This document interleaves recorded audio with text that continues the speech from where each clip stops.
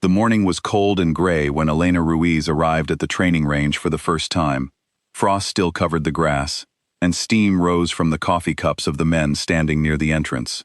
She was new to this army unit, sent there after 8 years of service in a different part of the world. Nobody in this group knew her history. They only saw a small woman walking toward the range with a rifle case in her hand, and they made their judgments before she even said a word. 6 veterans stood near the gate. They had trained here for years and had seen many new soldiers come and go. Some were skilled, most were average. A few never lasted a single season.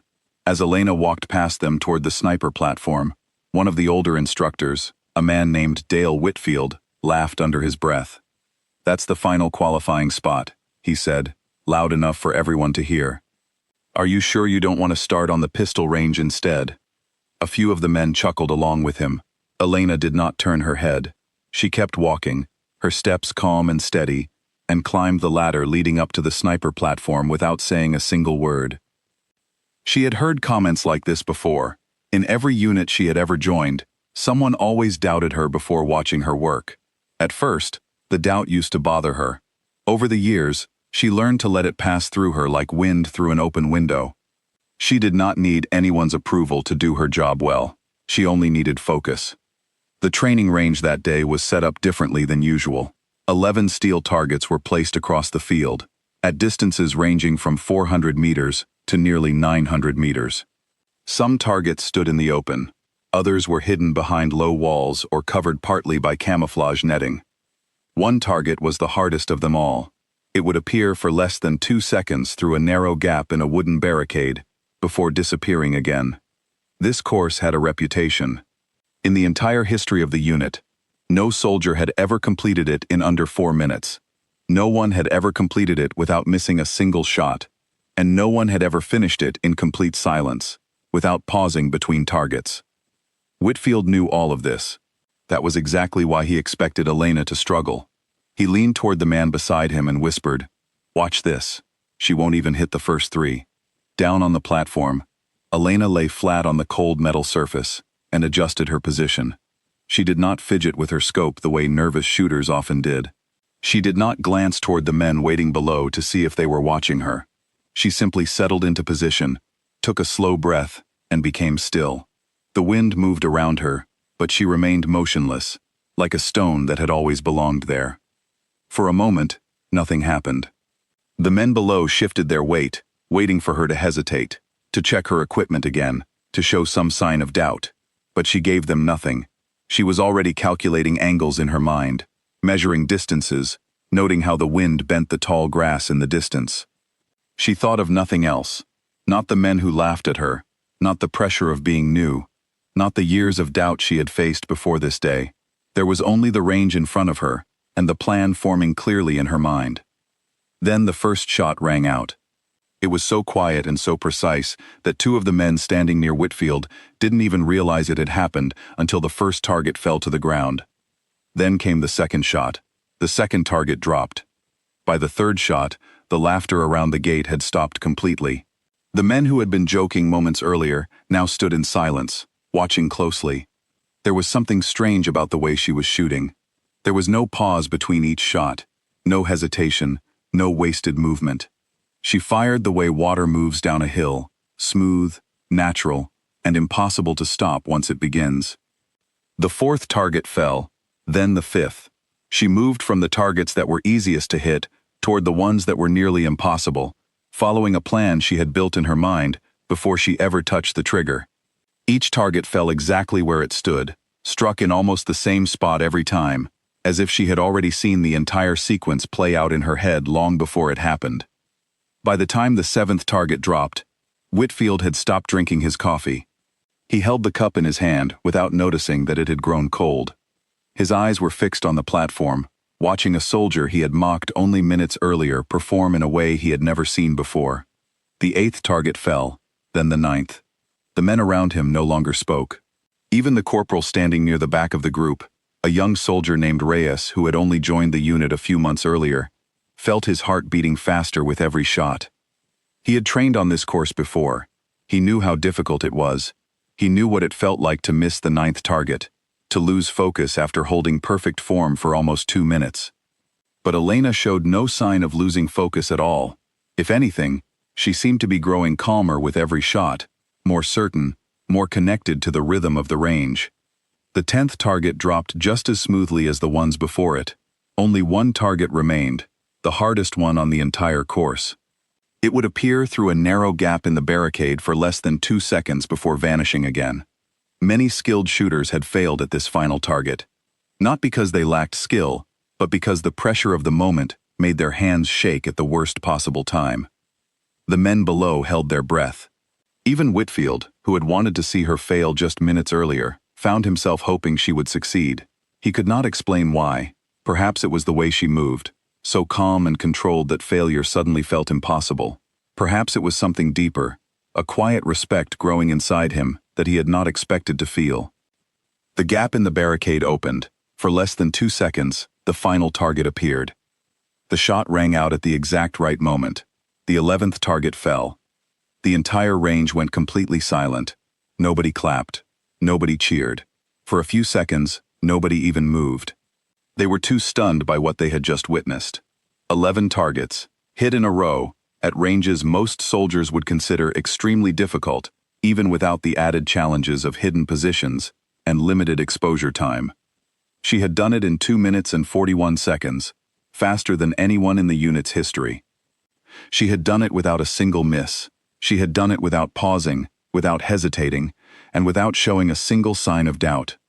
Elena rose from the platform slowly. She checked her weapon one final time, making sure it was completely safe, then began climbing down the ladder. As she reached the ground, she walked past the same group of men who had laughed at her only minutes before. This time, none of them said a word. They stepped aside to let her pass, their earlier confidence replaced by something closer to quiet respect. It was Reyes who finally broke the silence. He stepped forward, his voice unsure, almost hesitant. "Ma'am," he said, "where did you learn to shoot like that?" Elena paused. She looked at him for a moment, her expression calm and unreadable. Then she offered a small, quiet answer. "Nobody taught me to be underestimated," she said. "I learned that part on my own."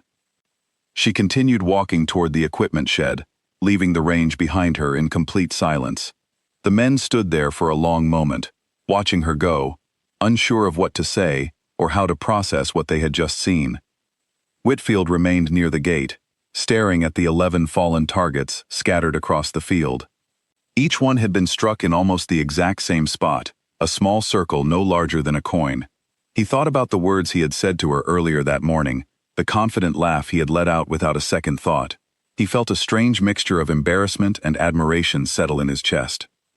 Later that day, as the sun began to set over the training grounds, some of the younger soldiers gathered near the mess hall, eager to hear about what had happened earlier.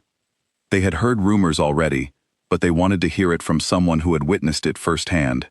They turned to Whitfield, expecting him to tell an exciting story, filled with details about the incredible shooting they had heard about. Instead, Whitfield only said one simple sentence. "Never laugh at the quiet ones," he said. "They've usually already won the fight you don't know you're in." The soldiers looked at each other, confused by his short response, but something about the seriousness in his voice made them stop asking further questions.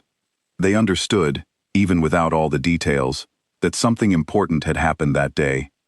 Something that had changed the way their instructor saw the world, even if only slightly.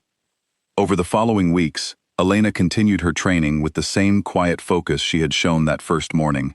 She rarely spoke about her past, and she never brought up the moment on the sniper platform again. She did not need to.